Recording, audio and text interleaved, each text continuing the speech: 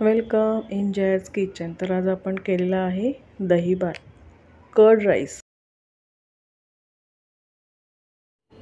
तर प्रथम आपण इथं रेग्युलर जसा आपण पांढरा भात करतो मीठ घालून शिजवतो त्या पद्धतीनं आपण हा भात मीठ घालून शिजवलेला आहे आणि पूर्ण थंड केला आहे आणि ओला हात घेऊन पूर्णपणे मोकळा देखील केलेला आहे.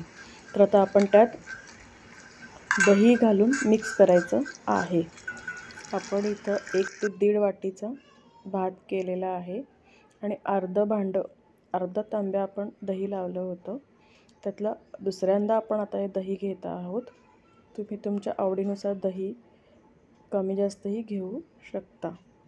तर आता आपण हे दही व्यवस्थित भातात मिक्स केलेलं आहे. आता आपण फोडणीसाठी कढीपत्ता घेतलेला आहे, इथं मोहरी घेतलेली आहे, लाल मिरची, हिरवी मिरची कटिंग करून घेतलेली आहे आणि 1 चमचावर उडीद डाळ आणि हिंग आणि अर्धा तांब्या आपण इथं दही लावलेला आहे. जसं हवं त्या प्रमाणानं आपण भातात घालणार आहोत. दही आपलं फ्रेश आहे, आंबट अजिबात नाही.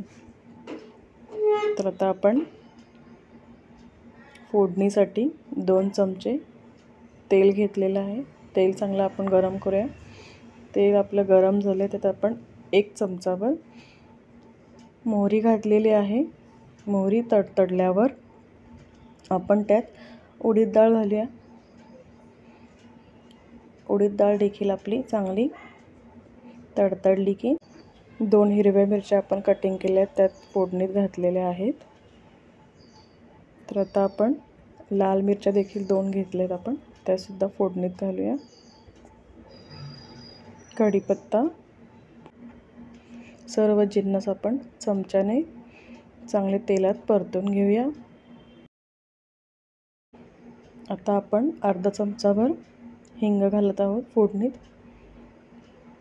आता गॅसची फ्लेम बंद करून आपण दही भात जो आपण मिक्स करून ठेवलेला आहे त्या दही भातावर आपण ही फोडणी ओतायची आहे आणि मिक्स करायचं आहे. तर बघा बरं, आपला हा थंड असा दही भात कर्ड राईस तयार आहे. नक्की लाईक करा, कमेंट, शेअर करा, सबस्क्राईब करा. खूप खूप धन्यवाद. ह्या उन्हाळ्यात नक्कीच घरी ट्राय करून बघा.